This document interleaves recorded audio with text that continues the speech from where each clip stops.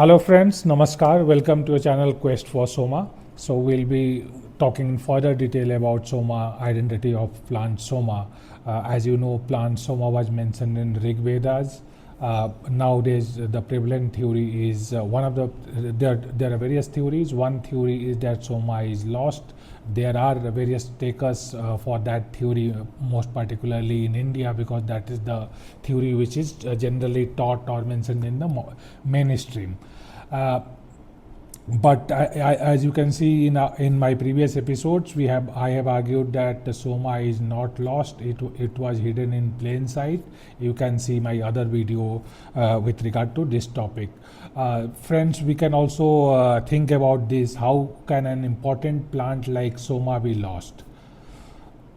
On a lighter note, those of you who use any substance, I think they will endorse this fact that you will not allow that substance to be lost if you are in love with that substance. So if a civilization was in love with Soma, then how it is possible that Soma was lost and a plant can easily be saved by having its seeds or planting its seeds. So from that context also, the theory of Soma being lost does not typically appeal to common sense if examined from a higher perspective.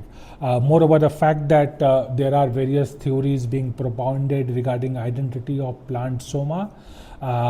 Some people are saying that it's actually Amanita muscaria is Soma. Some people are saying that Ephedra or Somlata is Soma. We are saying that there are some other substances which are Soma, but they were hidden with a view to avoid shame at the time of translation of this text by a German Indologist in 19th century. So you can see our previous episodes with regard to this. Today we will again examine Soma from the perspective of evidence. Evidence meaning we are here primarily when I say evidence, what I primarily mean to say is that archaeological evidence. Archaeological evidence clubbed with writings which are confirmed of any foreign writers or any writers of that particular era. Scriptures, of course, they are also relevant. So scriptures, of course, we'll see to that extent.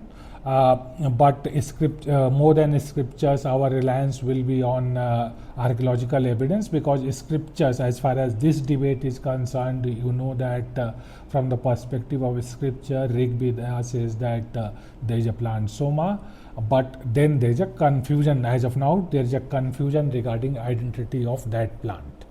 So considering that the scripture Rig Veda then is of not much use for deciphering the plant identity of plant Soma for today, for our discussion purposes of today.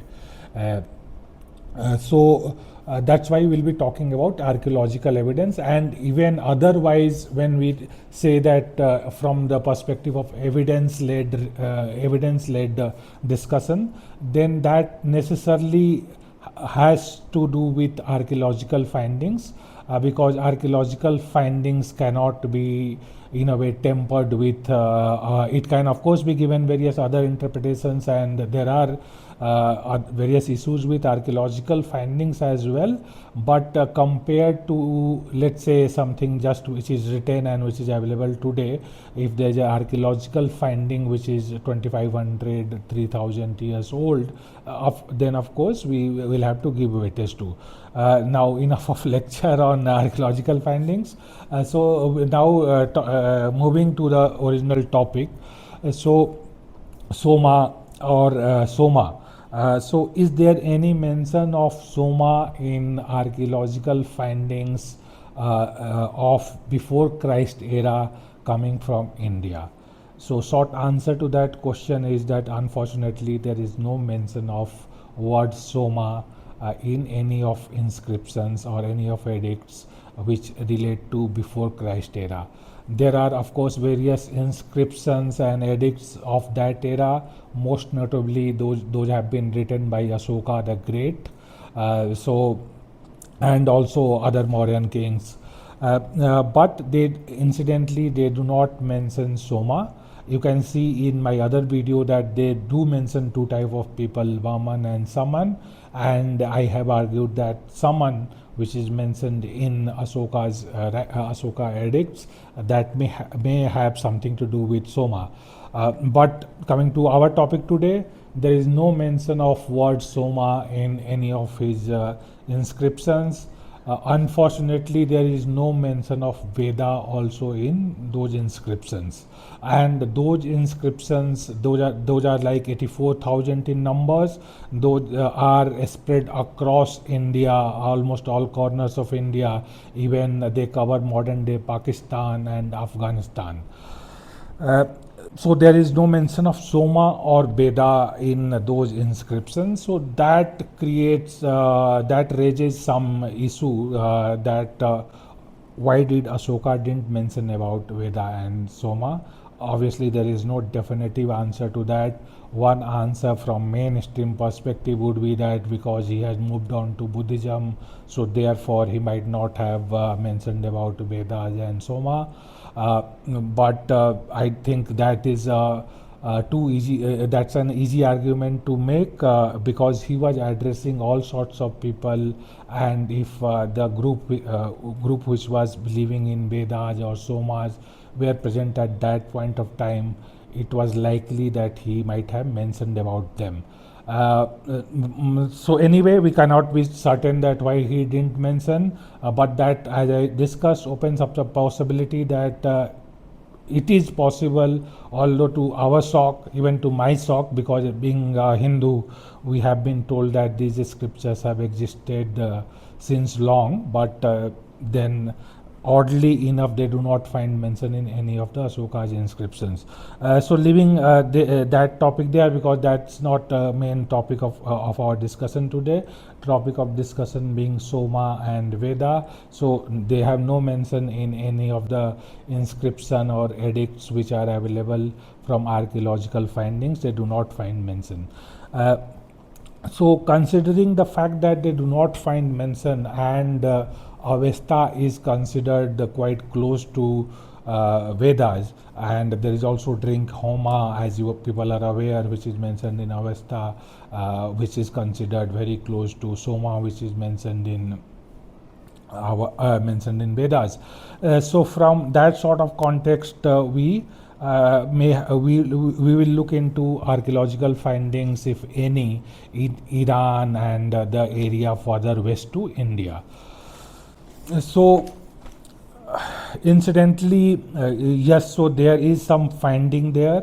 Darius the Great, again he is also referred to as the Darius the Great in their own jurisdiction.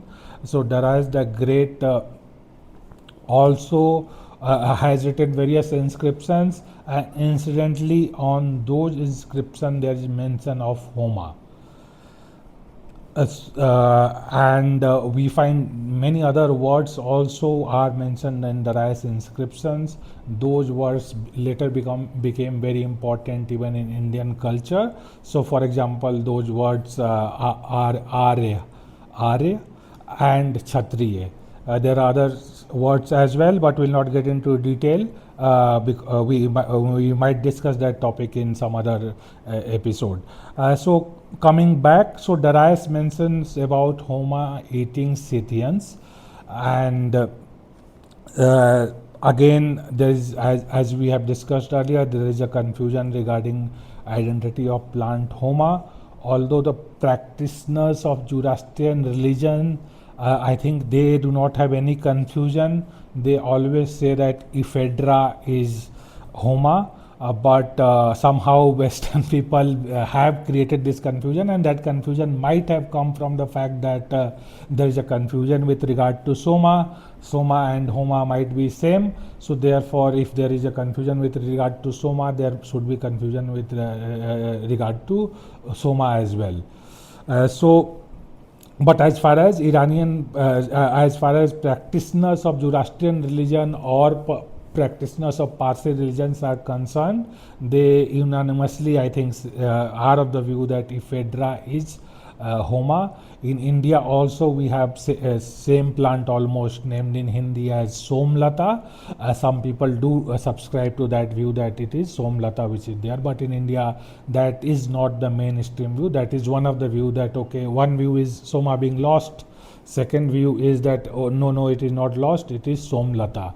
But Somlata or ephedra, they are not in a way intoxicating substance, or they do not give high, or they are not mind altering. So in a way they do not satisfy the requirement of Soma. Of course, I am not doubting what the Zoroastrian people are saying. It's their faith. They might be right in saying that Homa is equal to ephedra. Here we are more concerned about what is Soma of Rig Veda.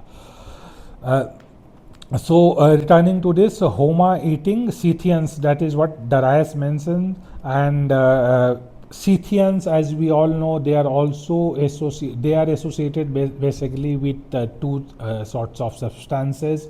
One is opium and the second is cannabis. Again, you will see that these are the substances which we have been advocating, that actually Soma is opium and cannabis.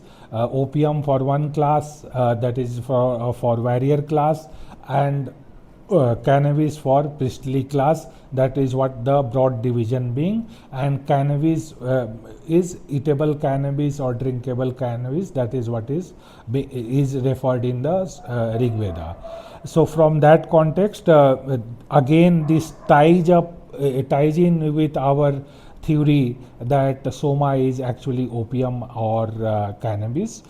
So even this interpretation of Darius inscriptions which say that Homa eating Scythians takes us to the same point.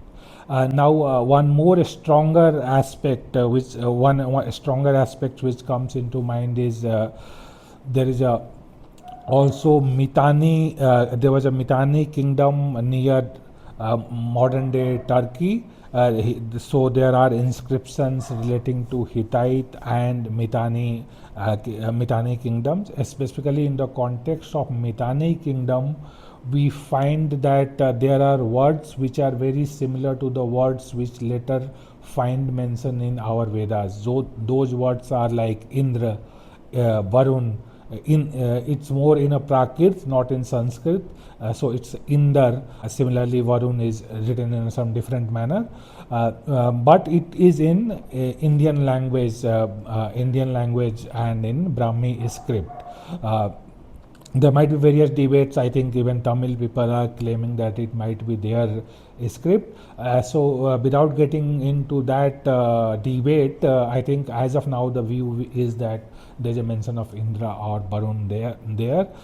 So Mitanni and Hittite, that area, that kingdoms were there around 2000 BC to 1400 BC.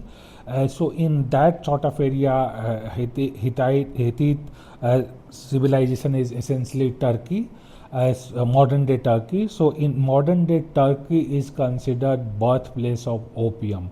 Like we had discussed earlier that Tibetan Peninsula, that is considered birthplace of cannabis. So similarly, that Turkey area is considered birthplace of opium.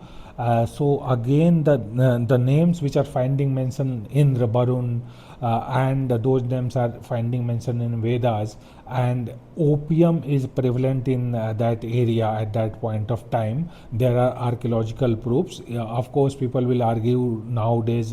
People are arguing that Mitanni, they might be using cannabis as well, because of the fact that later Vedic text talks about bhang and other things.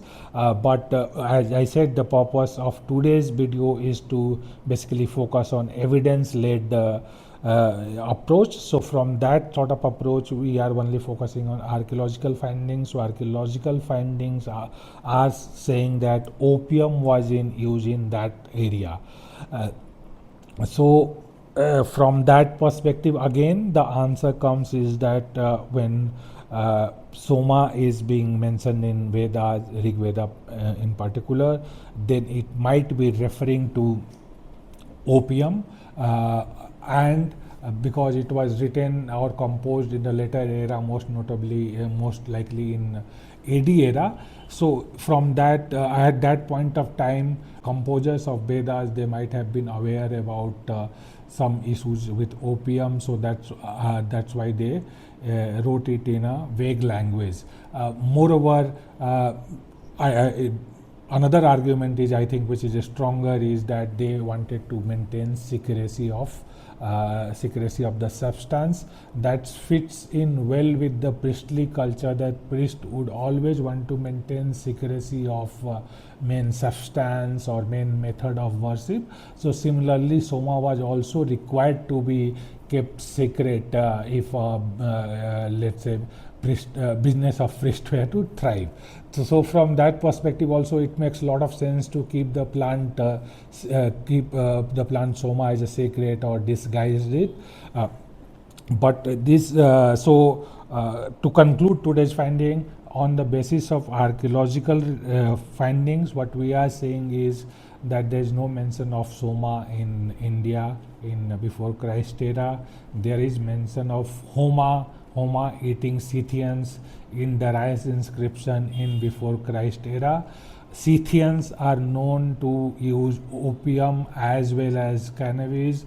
There is evidence, the most recent view with regard to Scythians is that they mostly used opium before going for war, and they might have lighted cannabis, so they might be firing cannabis. They were not using eating edible cannabis. That is what the current finding is, but the Darius's inscription talk about Homa eating or drinking Scythians, so maybe they were using at that point of time both things. So apart from Darius inscription, the second point is a Mitanni text. So Mitanni text, horse rule book in particular, so that horse rule book mentions about Indra and other gods. So that area, as we discussed, was also using opium a lot at that point of time. There are archaeological evidence to that. So to conclude, our both archaeological findings, they are leading us to opium as well as cannabis. So this ties in with our other theories which we are coming up after analysis. So like even from the language perspective, we concluded that it is mostly taking us to cannabis. So basically opium and cannabis both are being referred as Soma, but it is disguised, they are disguised as Soma, and that has been done with a specific purpose to protect the priestly class.